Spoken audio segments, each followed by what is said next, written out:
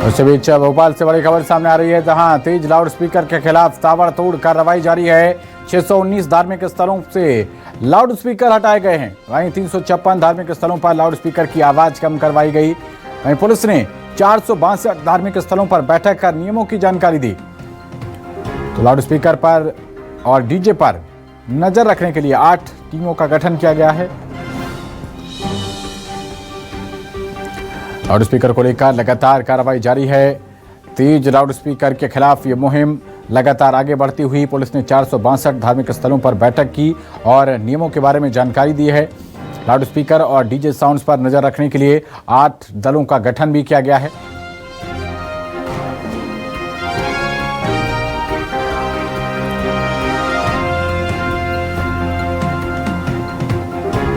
और खबर पर ज्यादा जानकारी के साथ हमारे संवाददाता शब्बीर अहमद जुड़ रहे हैं। शब्बीर, लाउड स्पीकर पर एक्शन शुरू हो गया है, कई जगहों की आवाज कम कराई गई है, पुलिस बैठक करके नए नियमों की जानकारी दे रही है, क्या कुछ अपडेट्स, किस तरीके से मोहन सरकार के इस सबसे पहले फैसले को अमली जामा पहनाया जा रहा है?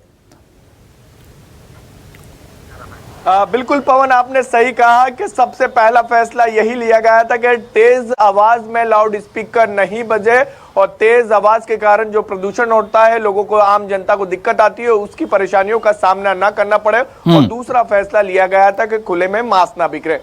और दोनों ही बात कर सकते हैं कि अब ताबड़तोड़ कार्रवाई होती हुई नजर आ रही है। तेज लाउड स्पीकर को लेकर पवन बात की जाए तो 3 कदम उठाए गए हैं। एक तो कार्रवाई की गई है, दूसरा आवाज कम किया गया है और तीसरा समझाइश दी गई है। बताया जा रहा है 600 के करीब जगहों पर लाउड स्पीकर धार्मिक स्थलों से हटाए गए हैं। इसके अलावा 400 के करीब, 350 के करीब आसपास बताया जा रहा है कि लाउड स्पीकर धार्मिक स्थलों से जो तेज आवाज में बज रहे थे उनको कम करवाया गया है। और इसके अलावा करीब 450 जगहें ऐसी थी जहां पर प्रशासन की टीम पहुंची, नगर निगम की टीम पहुंची और धार्मिक जो अलग अलग, चाहे हम अल्पसंख्यक समाज से बात करें, हिंदू समाज से बात करें, सिख समाज से या दूसरे समाजों की बात करें, धर्मों की बात करें, वहां पर पहुंचे और उनके लोगों से मुलाकात करी, बैठक करी और उनको नियमों के बारे में समझाइश दी गई और कहा गया कि नियमों का पालन करना होगा। और इन सब के बीच आपको बता दें, भोपाल में करीब, थानों की बात की जाए तो 34 थाने हैं और यहीं को लेकर पूरी रणनीति तैयार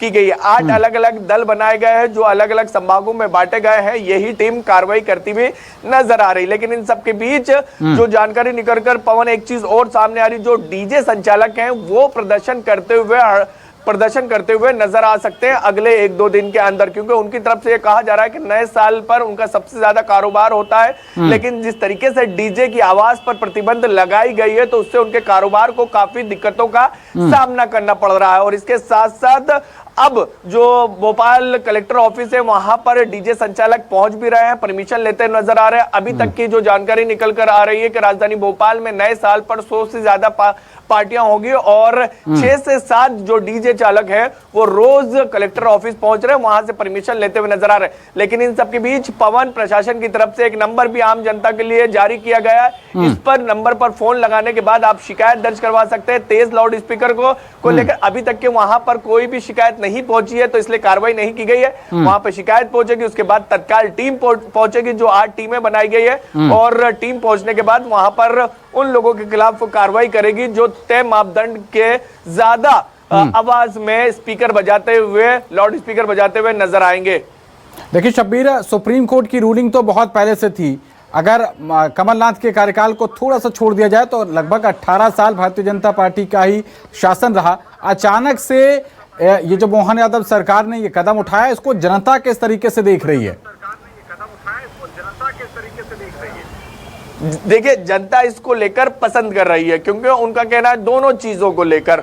और सबसे अच्छी चीज ये देखने को मिली, खासकर राजधानी भोपाल में बात की जाए तो चाहे हिंदू समाज की बात करें या फिर मुस्लिम समाज की बात करें, दोनों समुदाय के धर्मगुरु आगे आए और इसको लेकर कहीं पर भी राजधानी भोपाल में बात की जाए तो काफी बड़ी संख्या में यहाँ पर अल्पसंख्यक समाज के भी धार्मिक स्थल है, वहां पर भी किसी भी तरीके की विवाद की स्थिति देखने को नहीं मिली। जैसे हमने दूसरे राज्यों में लाउड स्पीकर को लेकर जब काफी कोतूहल की स्थिति देखने को मिलती थी दूसरे राज्यों में जब इस तरीके का फैसला लिया गया था, लेकिन राजधानी भोपाल में नहीं लिया गया और इससे ये साफ समझा जा सकता है कि इसे पसंद किया जा रहा है। एक चीज ये, दूसरी चीज जो भोपाल से अल्पसंख्यक समाज के 2 विधायक है, पूरे मध्य प्रदेश की बात करें तो 2 ही मुस्लिम समाज के विधायक हैं, उनकी तरफ से भी सदन में ये सवाल उठाए गए थे कि कार्रवाई जो हो रही है हम उसके पक्ष में है। सुप्रीम कोर्ट की तरफ से ये निर्देश पहले से आदेश दिए हुए हैं, बस इसके अंदर किसी तरीके का भेदभाव पूर्ण नहीं दिखाना होना चाहिए कार्रवाई के वक्त। ऐसा ना हो सिर्फ हमारे धार्मिक स्थल पर कार्रवाई हो, दूसरे धार्मिक स्थल पर कार्रवाई नहीं हो। तो जनता इसको लेकर पसंद कर रही है और मास्क को लेकर भी जो फैसला लिया गया उसको लेकर तो भोपाल में कई बार कार्रवाई पहले भी हो चुकी है, लेकिन बात की जाए मोहन यादव की तरफ से जो निर्देश दिए गए मध्य प्रदेश के मुख्यमंत्री की तरफ से, उसके बाद और अच्छे परिणाम आते हुए दिखाई दे रहे हैं। चलिए, बहुत शुक्रिया शब्बीर आपका इस अहम जानकारी के लिए।